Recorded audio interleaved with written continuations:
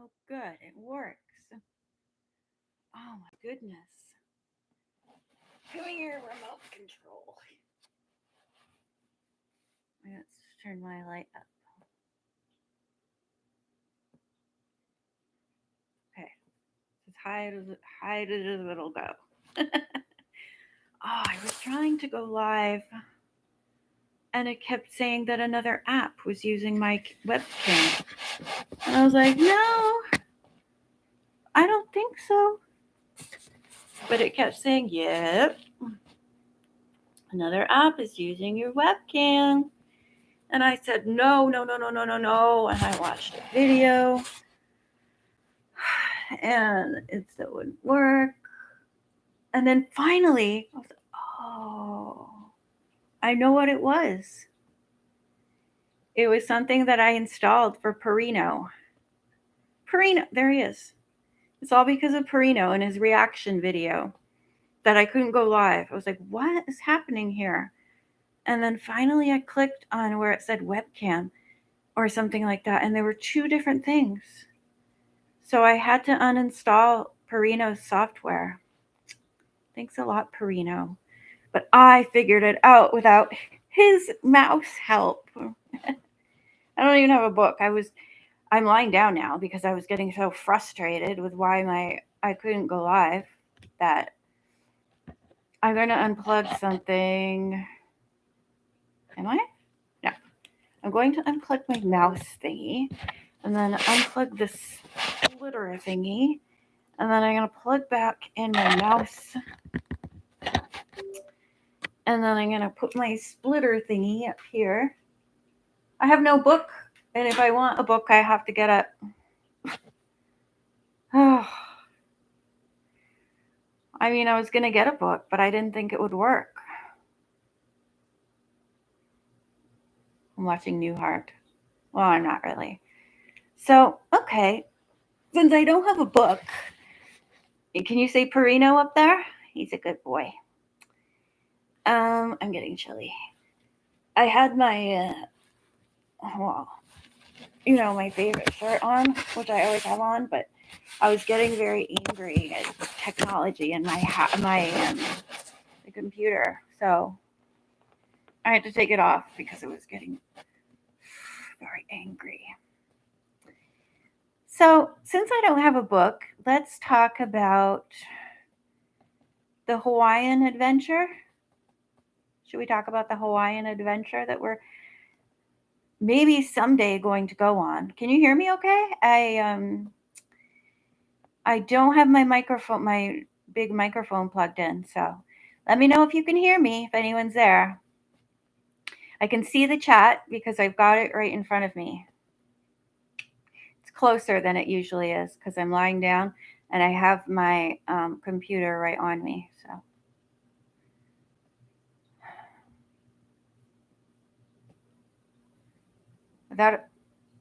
Oh, good. Thank you, Digby. Well, I'm going to have to get something because I can't just sit here and talk. That ain't going to work. So I guess I should go get the book I read, which is called The Clue of the Leaning Chimney. Or I could get Pierino down here and let him take over, and I will go to sleep. No, okay. Well, let's see. Today I did chapter 6 of Golden Pavilion. I have an itch. Okay. I did chapter 6. I wish you could see my lights. Look at the pretty lights in Pierino.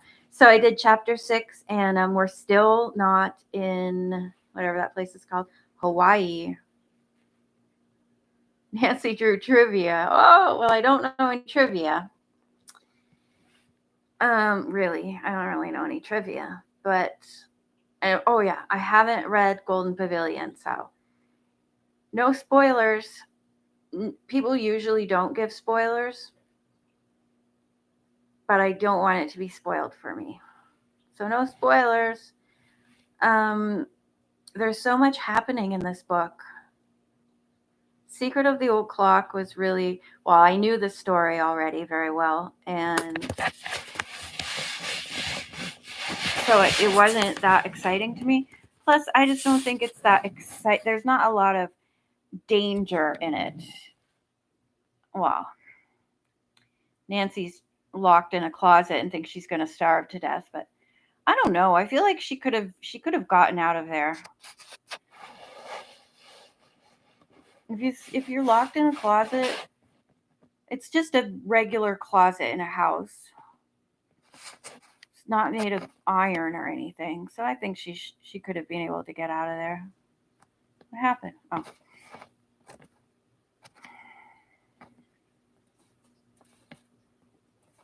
Yeah. That doesn't bother me too much. It's just one word. I don't like making mistakes. Like, even if it's just a tiny mistake, it'll annoy me. But when it's something like that, I don't really notice it too much. So maybe I've read other books where Nancy is, or Captain McGinnis, Chief McGinnis is called Captain. But for some reason, it just struck me as I was reading it. Captain McGinnis. It was like there were too many syllables. Captain McGinnis. That's 5 syllables. That's way too many. So I'm going to go get my book because I do not want to be entertaining in any way. Of like have to rely on my own brain to entertain. Hey, that rhymes. Right. So there's a lot of action in this book so far. Jeez. Oh, I don't want to give spoilers either. Yeah, you should be the chief. It's just easier. Captain McGinnis. It's too much. I have to close my eyes so I don't lose my train. Don't miss your train. I'm definitely going to get a book because I'm feeling pressure to think. And I don't want to think. I don't want to give spoilers for why. No. It's fine. So Nancy learned the hula. And then right at the end, there was a big, something bad happened. Now what happened? Togo's back. I really don't think he should be left at a cat and dog home. I think he should go to Hawaii. Oops, I almost gave a spoiler for the next chapter because I'm reading it to myself. I've had some Hawaiian words. Some of them I know how to say, but some of them I have to look up, and I want to make sure I'm saying them at least halfway properly. And then I have to save it, like the pronunciation of it, because I can't remember it. I'll listen to it and then I go to record and I say it the wrong way again. So for the Clue of the Leaning Chimney, you know what? I don't really feel like reading that right now. It's too much of a commitment. But maybe I could read something else. How many people are here? What would you like me to, like a poem or something? A poem doesn't take as long to read. Do I have any books within my grasp? No. I have nail polish. Ugh, but I already did that.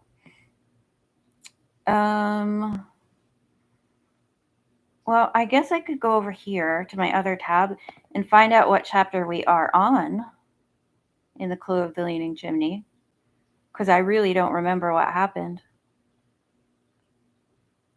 Yay, I fixed it. Yeah, I don't know what to call the video. So I was very excited that I fixed it. Because I was like, why is this happening? I didn't have the app open, the thing that Pierino made me download so he could do his reaction video. The one where he watches the pocket mouse breeding thing. I don't know why he wanted to watch that, but there you go. Let's see. Live. Chapter 7 and 8. Okay, so we're on chapter 9. Whoa, we're almost halfway through. The Clue of the Leaning Chimney. So I could continue to read that. You need some of the modern easy and oh, I don't like the modern ones.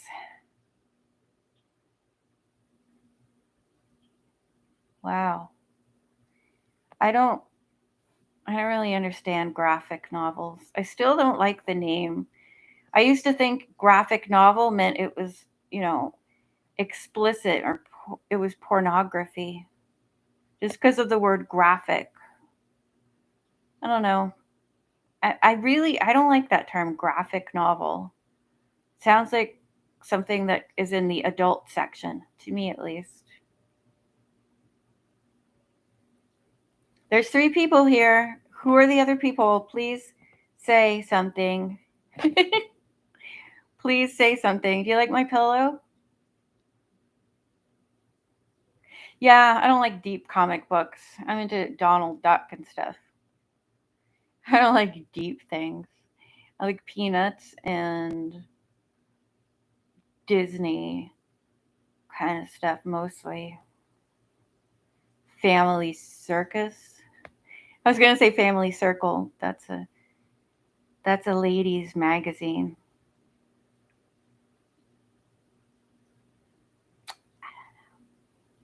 Okay, wait. I still don't know how to pause this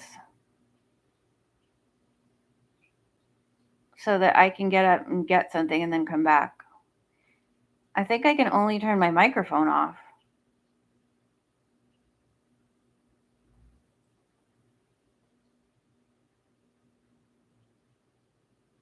Family Circus. 1920s. Cool, really?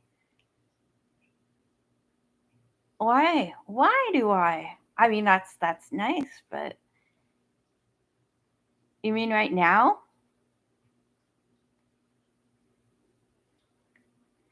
Family Circle. I mean, Family Circus. You know, the ones with the heads that are shaped like this, and they have a dog named Barfy. One of them's named Jeffy. I remember that.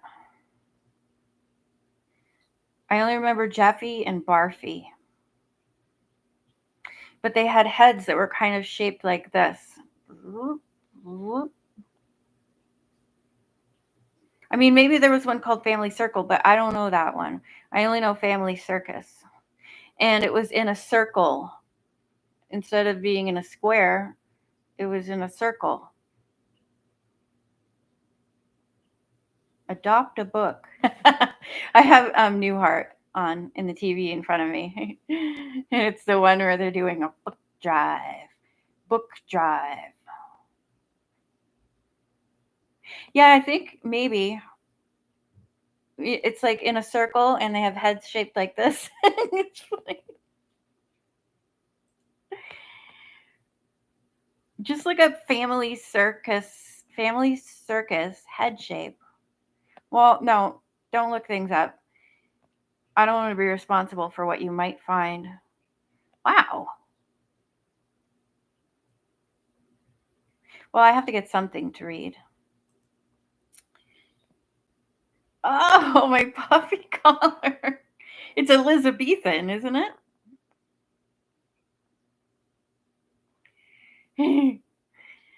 Okay. Cool.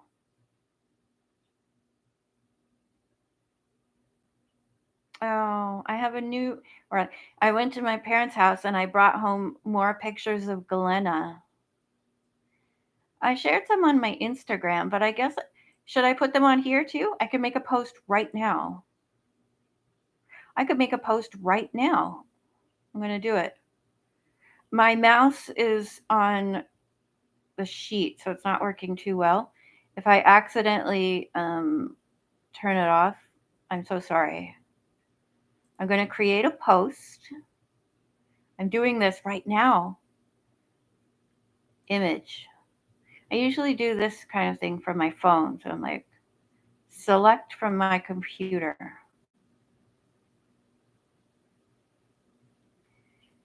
I don't understand this computer. I still don't understand everything on this computer. I wish it was Windows 95 or Windows XP. That would be much better. Hey, okay. Can I open two at the same time? I don't know how. I think I have to press Control. Hey, it worked. Cool. This is different than on my phone. Where do I write? Oh, okay. Here, it's because it's the 20s and it made me think of it. Here are two photos, oops, of oops, I need an L in there. Glenna in Rockport,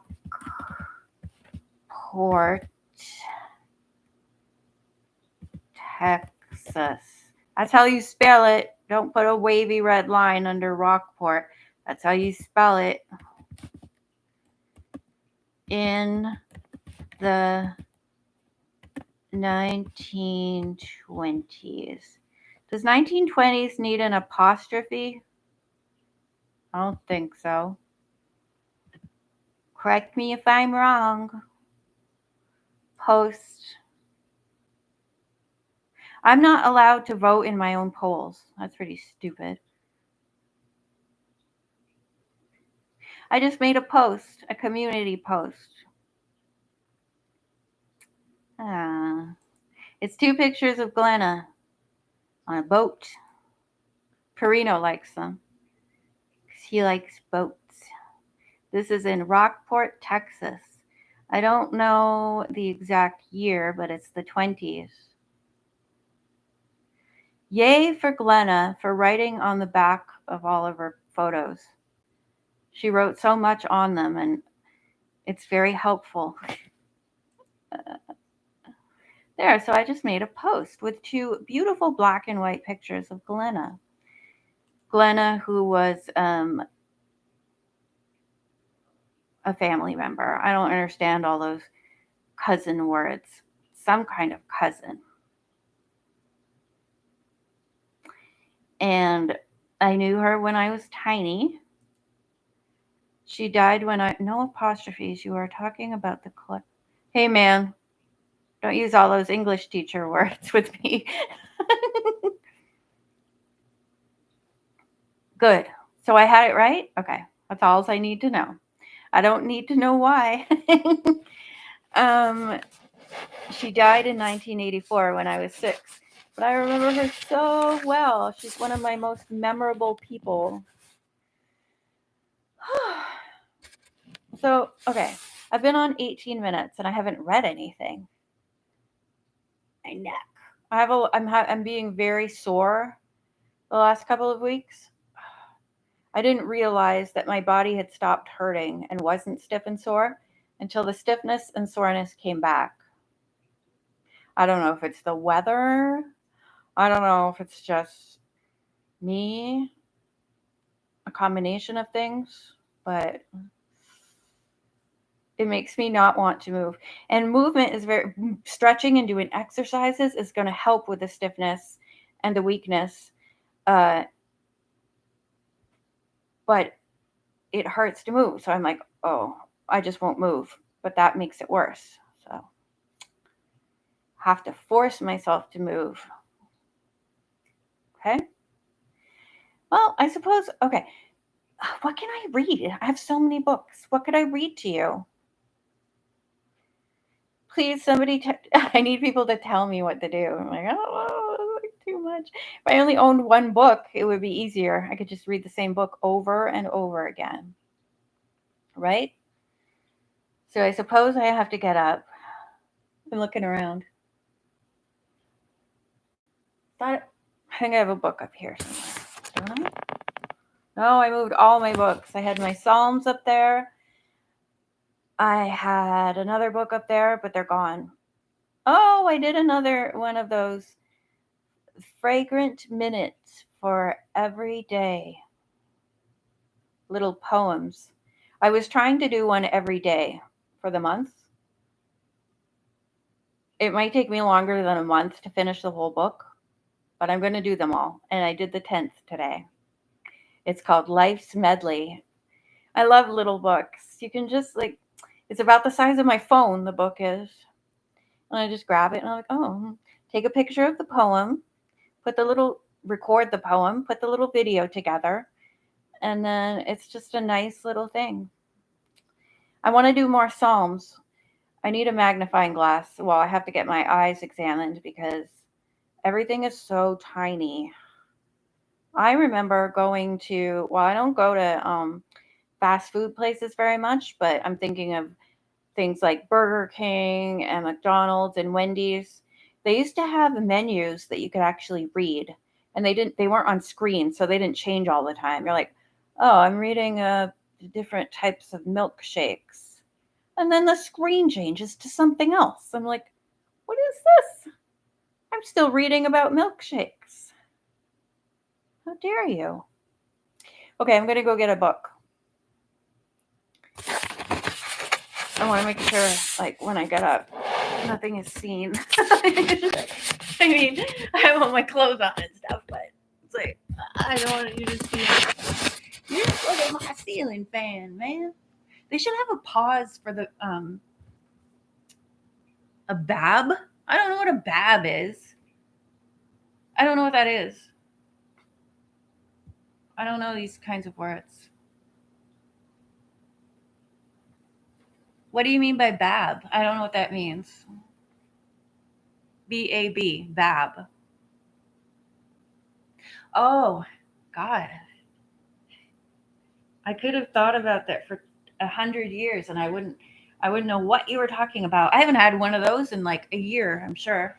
A year? Is that possible? I don't know. Oh, it is true because I was getting them at the same restaurant that I would go to all the time. They were on a screen, but the screens didn't change, which was nice.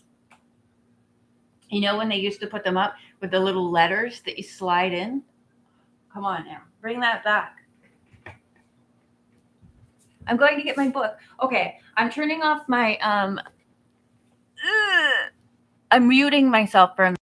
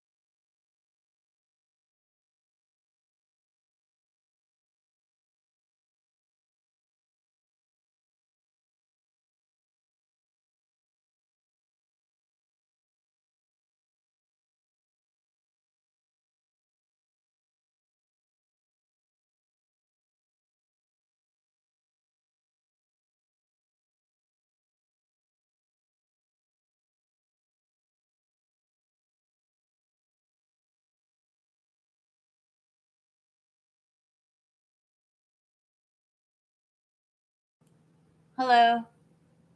I got 3 books. Just let me get situated again. Once I get situated, I do not want to move. So I want to make sure I have everything I need. You know what I mean? You know what I mean? I've got my shirt. Oh, you beautiful shirt. Remember when we were at the hospital shirt? Wait a minute. Let me bring Pierino down too. He's got a rock inside of him. Take me, little rock. Out of my baby Pierino. No? We'll go back. We'll come back later, Mr. Hedgehog. Hatchington Hedgehog. Here, you can leave your rock over there. Now I think I have everything I need. I'm just a baby pterodactyl. He had so much fun reading. He read 2 books already. Pierino has read 2 books. My pillow. Wait till you see what books I brought over with me. Oh, my hand. This is hard because things are all like really heavy for me. I can barely lift my water. When I fill my water, I get really hot all of a sudden just from moving around. Now, how did I have this? Like this? Oh, and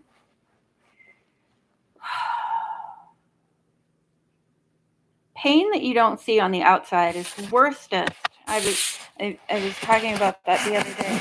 Like, I'm really hot all of a sudden. It's probably just from touching my shirt. Like, you know, when you have a broken leg or your head is split open or something,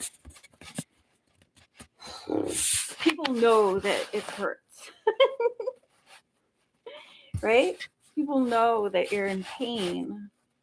I can't get the way I was before. I can't get to the way I was before. But when you hurt on the inside, when your bones hurt, and you just have no strength and you can't lift things, nobody can see it. So it's harder for people to understand. Like, apparently I look okay on the outside. Oh, I wish I had my fan. I can see it from here. Well, I'll cool down after a while. I mean, I don't want a broken leg or to have my head split open, but it would be easier to explain why I can't do certain things. Oh, now I can't see at all. First week or so that I bought this pillow, I was like, wow, this pillow rules. And now I just hate its guts. Okay, so like this. Where's my mouse child? Here he is. It is I, Pierino the Pocket Mouse. What's wrong with my ear? Okay, so already I have done so many videos all by myself. Well, not all by myself because I need mommy to work the camera sometimes. And she better put back my reaction video software. Samuel from Samuel's audiobooks helped me with that.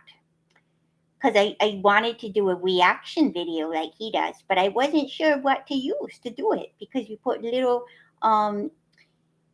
little square in the corner where you see me, and then you see the video that I'm watching, and you see me talking, and you hear both of them. Mommy didn't know how to do that, so we asked Samuel, and he told us what to download for that. And then Mommy was like, I can't go live because of your reaction video stuff. So anyway, that was fun, and I'm going to do another one and make her reinstall it. She'll reinstall it. And then I read, I'm just a baby pterodactyl. And that was really fun because you saw me at the same time. And then I read The 3 Little Kittens. That was really cute. It made me want pie. What's your favorite type of pie? Okay, well, I'm going to go for a little bit, and I'll let Mommy show the books that she brought out. Okay? I don't know if they're suitable for me. I think they should be. Okay. But I don't know if there's any mice in them. Maybe one of them might have a mouse. It has 13 different stories in it. Okay. Good Lord. Okay. So here is I really wish I had the cover and it wasn't all stained, but what can you do? The Fragrant Minute for Every Day by Wilhelmina Stitch. This is the one that has 31, missing a page, little daily thoughts, poems. And tomorrow's, this is a little crochet, no, not crochet, I don't remember what it's called, tatting or something, bookmark that was my grandmother's. So I just put that in there. Tomorrow is day 11. To those who make gardens. That should be a pretty one. Hey, today's the first day of fall or autumn.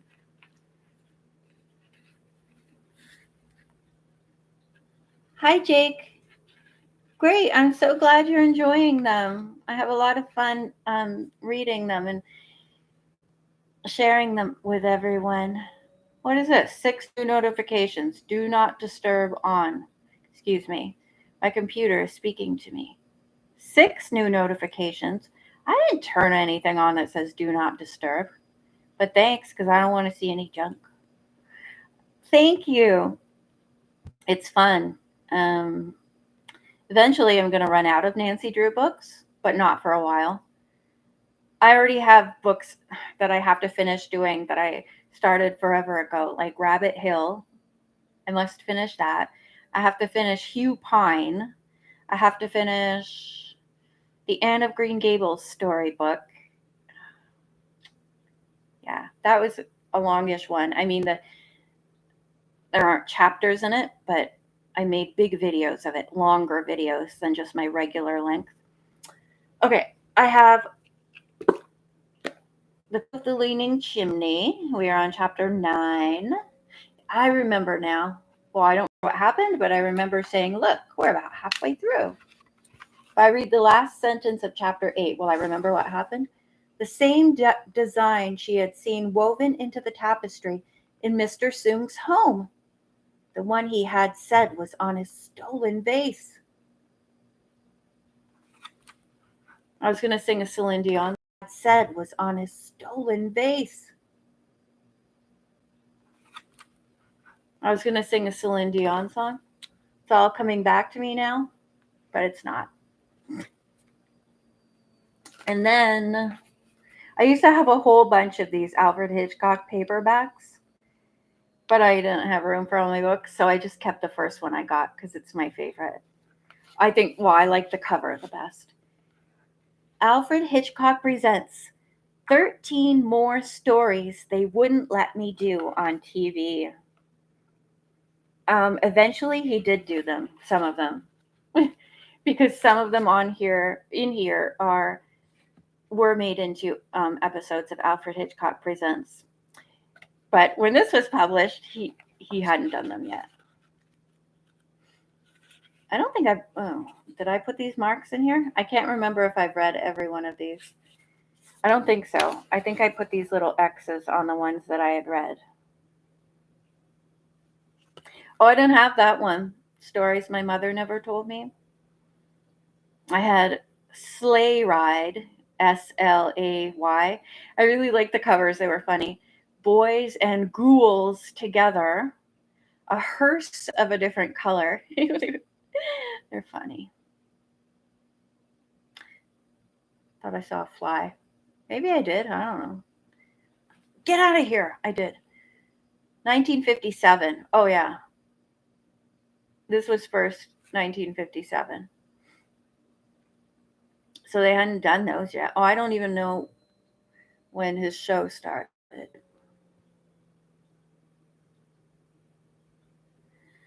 I don't think that one's in here. No, that's not in here. It might have been in one of the other ones I had, but the title sounds very like I would remember it. And that would usually I go if I have a book with short stories or even poems, I'll go through and find a title that I look at that I think is interesting, and I'll read that one. So I think if I had a book that had that one in, I would have read it.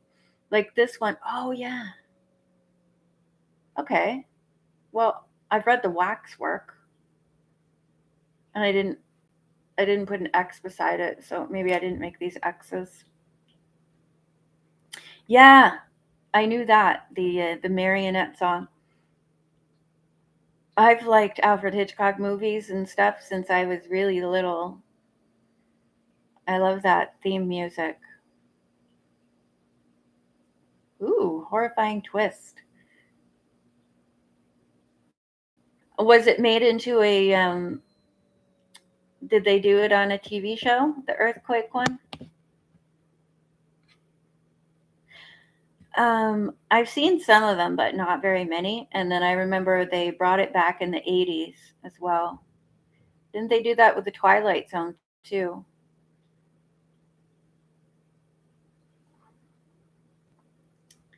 Yeah, this one has the waxwork. Now, I saw that one on the show, so eventually they did do it.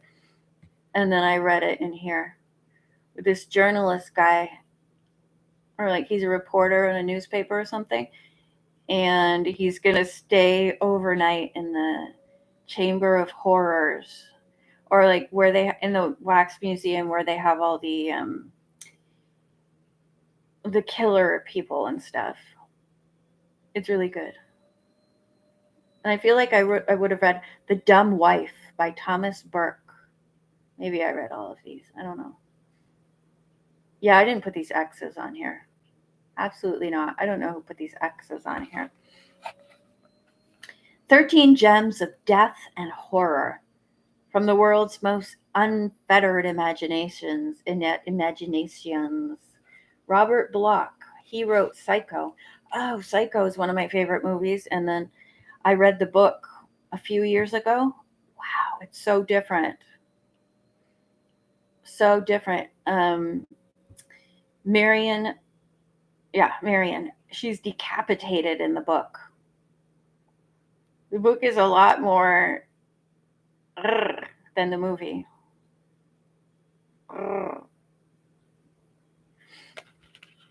So I brought that.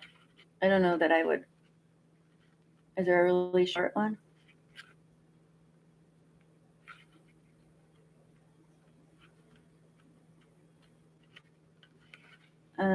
The dumb. What we could read the dumb wife, 131. I wonder if I've read it before. I'm just checking to see if there's any hard words in it. Vacillation. What resolution of vengeance and escape? What vacillation? What dark ideas and darker memories gathered there? These things are not to be told. The heart of. Whoa. He said that? Robert Bloch said that? Or is it from a book, or is he talking about himself? Oh, I've heard of Night Gallery.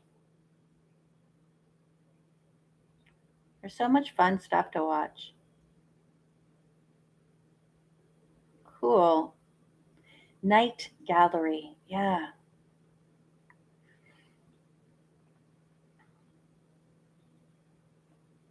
Can I read one of these? May I? I don't know. Can I read? Oh, I have the waxwork, dog eared. Oh, I think I had started recording it. I did. I started recording it. And then I went on YouTube and searched, and like a million people had already recorded it. And some were really, really good. And I was like, what's the point of doing this when this man has recorded it and he sounds like so good? So I stopped. I have the heart of a small pie. Oh, he sounds like a funny guy. I have the heart of a small pie. Oh, he sounds like a funny guy. I've read a few different stories from him. And I think, I've watched some movies. I don't know if they were like these British anthology movies. Amicus or something like that. And a couple of them were written by Robert Bloch. I like that quote. It's good. Ah. All right. Well, I don't know how to read Alfred Hitchcock books, so why don't we get back? See, I'm cold now. I need my blankie. It's really hard to move around like this with the computer and not land on the. I'm not. I used to be. I really used to be able to do stuff really easily.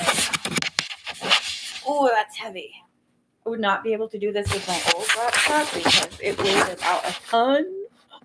Excuse me. I was like, oh, what's the next episode?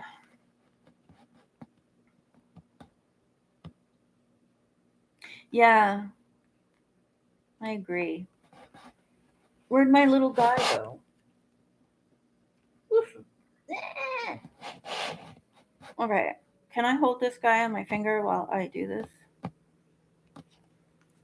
Okay. Oh, what just happened?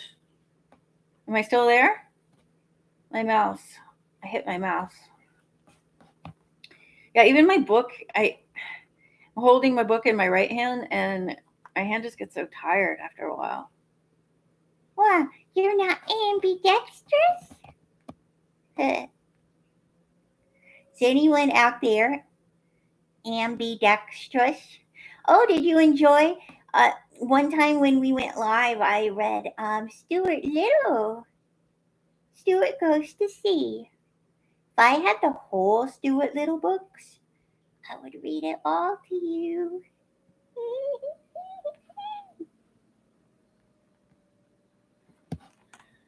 Well, let us.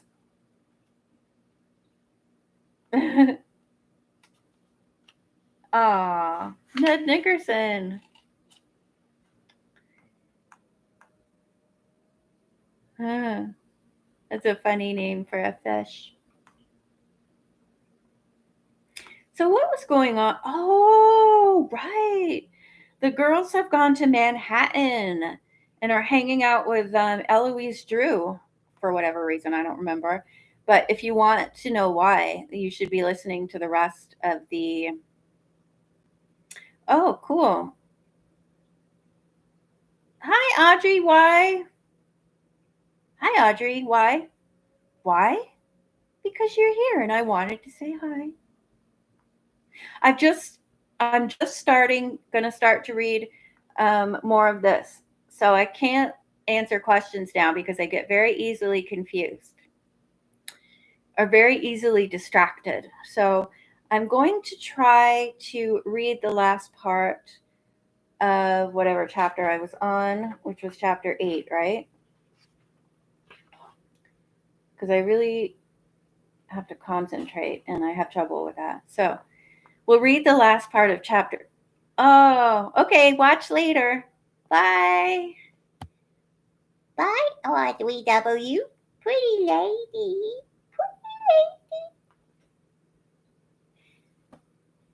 So they're in an antique store or some junk like that. Do come and look at this vase, Miss Drew urged. It sounds like the one you were talking about. She led her niece to a glass cabinet off to one side of the shop. Nancy stared in amazement at the piece on display. Glazed on jade green porcelain was a Chinese dragon in black and red.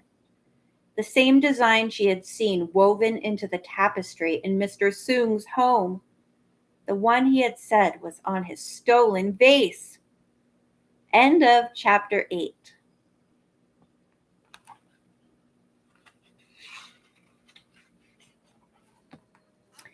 And now we are in, I'm having trouble remembering what happened, but whatever. That's not important. It's not important that I don't remember what happened. I can still read it. Looking at the time. Chapter 9, Pursuit. Nancy hurried to the rear of the shop to find Mr. Tallow.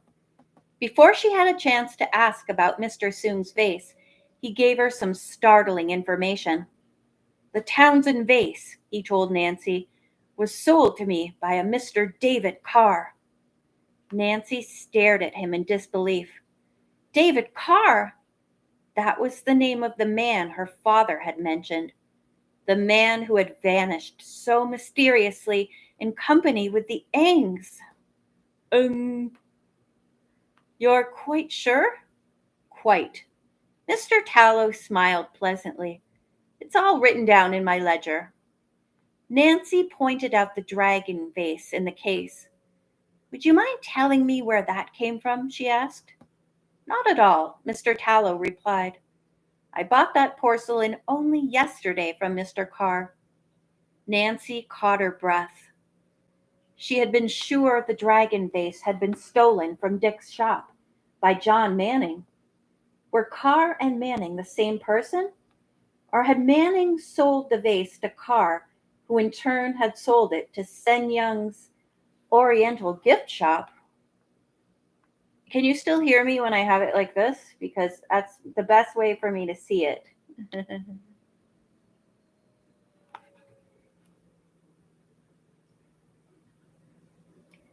I'm sorry to have to tell you, Nancy said, but this vase looks just like one that was stolen from a shop in River Heights. Mr. Tallow's jaw dropped. It can't be true. The dragon design is exactly the same as the pattern on a Ming vase that belonged to a Mr. Soong, Nancy added. Oh, great, thank you. Mr. Soong, the shopkeeper exclaimed. I know him well. He is an old friend of Mr. Sen Yung. Oh, this is terrible. Mr. Tallow looked so worried that Nancy felt sorry for him and asked if she might examine the vase to see if it really were the same one. Of course, he agreed. He unlocked the cabinet door and handed the piece to Nancy. She laid the vase on its side and studied the bottom. Clearly painted on the base were several Chinese symbols. They appeared to be exactly like one set of the markings that she had found in Manning's room, the set Mr. Soong had said was on his vase. Nancy translated the symbols. Made in the studio of deep peace. She looked at Mr. Tallow. Is that correct? Do you think it's correct? Ooh, a picture. He nodded nervously. At that moment, the door of the shop opened and a short, round-faced Chinese gentleman came in. He took off his hat, exposing a completely bald head, and fanned himself vigorously. I can relate, mister. Mr. Tallow hurried toward him. Mr. Sen Yung, thank goodness you're back. After introducing his Chinese partner to Nancy, her aunt and the detective. What? Wait, there's another detective? Okay, well. After introducing his Chinese partner to Nancy, her aunt and the detective, Mr. Tallow repeated what Nancy had said about the dragon vase. Mr. Sen Young's face became grave. Taking a magnifying glass from his pocket, he examined the pottery. Suddenly, he straightened and turned to his partner. When did you buy this vase? He asked sharply. Yesterday, Mr. Tallow replied. You should not have bought it. You should not have bought it without first consulting me, Mr. Sen Yung told him heatedly. But you were ill, his partner protested. I didn't want to disturb you. He looked at the vase, then back at the Chinese. Is anything wrong? Everything, Mr. Sen Yung exclaimed. This vase is a fake, an imitation. Mr. Tallow stared at him, dumbfounded. How can you tell, Mr. Sen Yung? Nancy asked. Let's look at the picture. It looks like he's smiling in the picture. Well, it looks like his mouth is closed and he's not talking. And it looks like he's smiling. He looks happy. Nancy looks confused.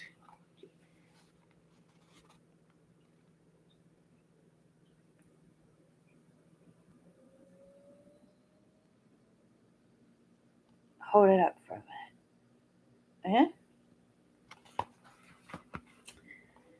He showed her the barely perceptible but unmistakable signs that had betrayed the vase to him. Under the magnifying glass, the colors showed no signs of having softened with the years, and there was a scent of newness about the porcelain. But most importantly, the marks on the bottom stood out a trifle too clearly. It is a clever imitation, Mr. Sen Yung admitted. Extremely expert. Had this copy of Mr. Soong's vase been made in China and smuggled into the United States by David Carr? I saw something happen on my screen. Maybe not. Mr. Sen Yung asked his partner for the complete story of the purchase. Mr. Tallow said he had bought the dragon vase and also the one sold to Mr. Townsend from David Carr. The man had introduced himself as a sales representative of the West Coast Trading Company and shown credentials to prove his identity. Knowing the fine reputation of the firm, Mr. Tallow had assumed the vases to be authentic. Now it seemed possible that the Townsend vase was also sorry. Now it seemed possible that the Townsend vase also was a fake. We must get the Townsend vase back at once. I thought I was holding a Kleenex, but it's this guy. I was like, why am I holding a Kleenex? But it's Pierino. I'm gonna put him over here. We must get the Townsend vase back at once, Mr. Sen Yung said. If it too was a reproduction, we'll refund the money. It has been stolen, Nancy informed him. That's really what brought me to New York. Then she asked Mr. Tallow, what does David Carr look like? He is of medium height, the man replied, with black hair and dark skin. Did you notice his eyes and his shoes? Not his shoes, Mr. Tallow replied slowly, but his dark eyes had a peculiar, piercing stare. John Manning, Nancy cried. The two partners, Miss Eloise Drew and the detective, looked at Nancy in bewilderment. She quickly told them about the vase thief. Don't you see, she finished. Manning and Carr are probably the same man. And he's the one who held up the delivery man, Mr. Tallow exclaimed. I just remembered that Carr was here when I gave instructions as to when and where the jar was to be delivered. Did Carr say where he was staying? Nancy asked. No, but I think I know where he may be, Mr. Tallow replied. He dropped a piece of paper from his pocket. It was a letterhead from the Hotel Royalton. Asking permission to use the office telephone, Nancy dialed the hotel. David Carr, she was told, was registered. If we hurry, we may catch him. The detective, who had been listening to Nancy's theories with great admiration, led Nancy, her aunt, and Mr. Tallow to a police car in front of the store. Seconds later, they sped up Madison Avenue. Side by side, Nancy and the detective hurried into the hotel lobby and went up to the desk. The man showed his badge and asked for the number of David Carr's room. The clerk looked surprised. Mr. Carr? He just checked out. But I phoned only a few minutes ago, Nancy protested. He was registered then. I'm sorry, the clerk told her. He checked out right after you called. Oh, that doesn't seem suspicious at all. Did he leave any forwarding address? She asked hopefully. The clerk shook his head. Mind if we search his room? The detective asked. Go ahead, the clerk replied. He took a key from the rack and gave it to the plainclothesman. Room 414. While Mr. Tallow waited in the lobby to watch in case the thief should reappear, Nancy, her aunt, and the detective proceeded to the room Carr had occupied. The door was ajar. Inside, a maid was cleaning the room. The detective asked to see any scraps of paper she had picked up. The maid showed them to him. He and Nancy pored over the pieces, looking for a possible clue to Carr's whereabouts. But neither the maid's trash bag nor the room itself disclosed the slightest clue. The detective grunted in disgust. I don't know why I did that. No use staying here. There isn't a ghost of a clue to where Carr went. The maid stopped dusting and looked at them. You mean the gentleman who was occupying this room? She asked. Yes, Nancy said hopefully. Can you tell us anything about him? Hi, Stephanie. Well, I can tell you what I overheard, the woman replied. Just as I came into the room to clean, he was talking on the phone. Before he hung up, he said something about meeting somebody at the Oregon restaurant. Thanks, cried Nancy. Ooh, food. I'm hungry too. I'm going to eat after I finish this. Thank you, Barbara. Enjoy your food. And hi, Stephanie. Oh, a restaurant. She ran from the room, followed by her aunt and the detective. A few minutes later, they joined Mr. Tallow in the lobby. Then all four taxied to the restaurant. The Oregon was on a corner. Tingling with eagerness, Nancy almost dragged her aunt into the foyer of the narrow restaurant. The tables, she saw, were arranged along the two walls beyond a row of potted palms. Mr. Tallow, see if you can find Mr. Carr, she whispered. Look through the palms. Parting the fronds of one of the plants, he peered at the dining room. Not seeing the suspected thief, Mr. Tallow stepped into the entranceway for a better view. There he is, he called excitedly. Mr. Tallow, don't yell. There was a commotion at the rear of the room. Nancy saw a man spring from a chair and dash through the swinging door to the kitchen. When somebody whispers to you, you shouldn't shout after. That's what I think. Mr. Tallow is not being very smart. He got excited. He couldn't help it. The detective ran in pursuit. Nancy, remembering the restaurant was situated on a corner, darted back toward the front entrance. If Carr should escape through a side door, she reasoned, he would come out around the corner. Nancy's deduction was right. As she rounded the side of the building, Carr streaked from the restaurant's side entrance. Nancy was on his heels before the detective emerged.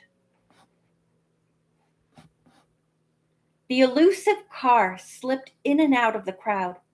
Pedestrians stared as Nancy raced after him.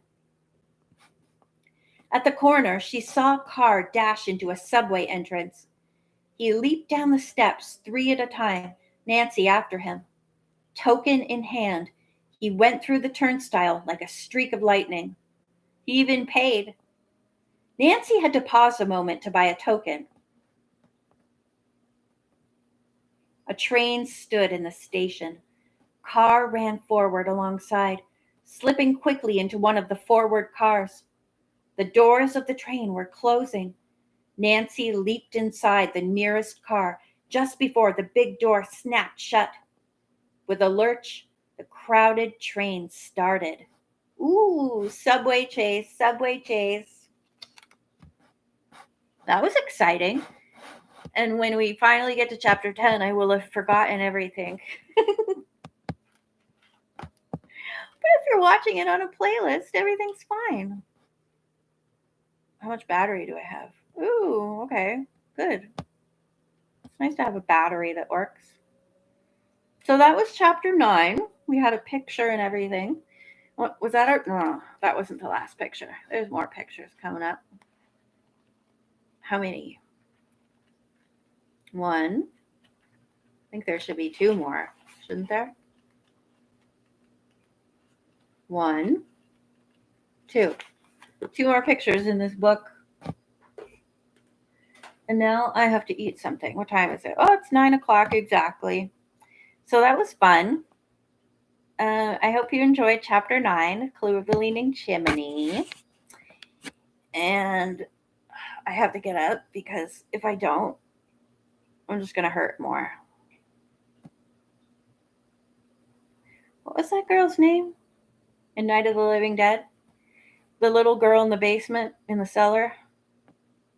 I know the actress's name, but I can't think of the character. Karen? Was her name Karen? I hurt. I think that was her only line. I hurt. I can relate.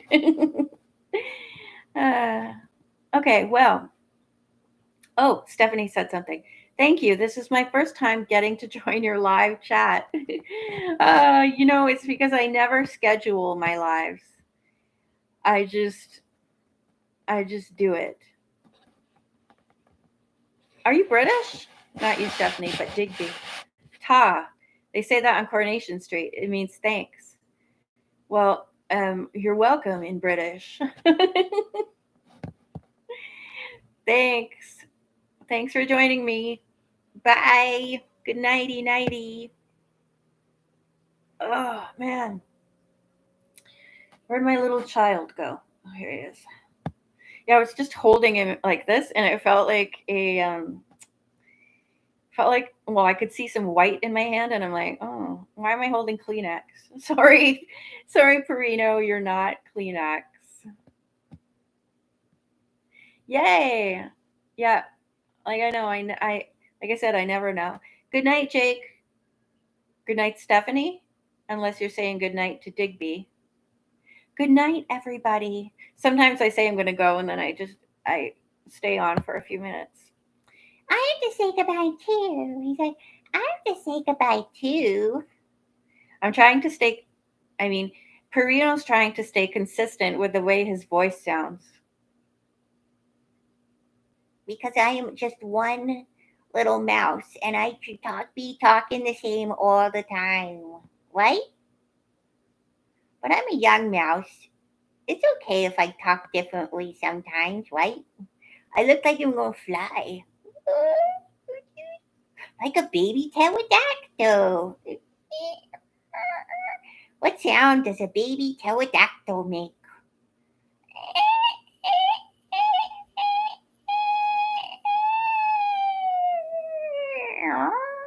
Maybe like that. Hey, Hatchington, I'm gonna come back in the boat now, okay? Okay, bye.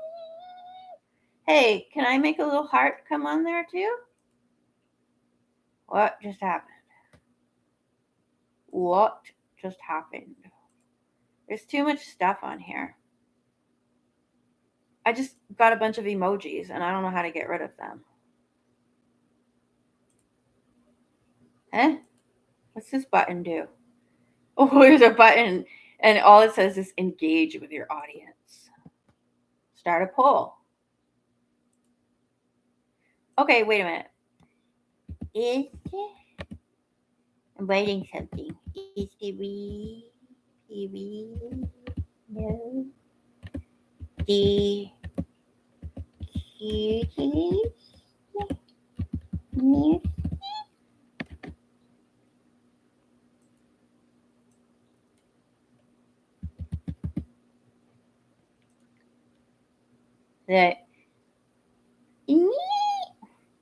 There we go. I made a little poll. Please vote in my poll. Voting is very important. Do I get to vote? I don't think so.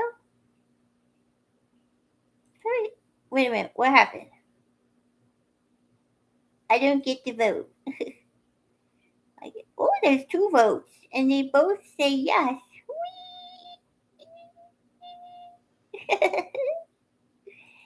Does anyone know what sounds a pterodactyl makes? Baby pterodactyl. I don't have so many books about little babies anymore.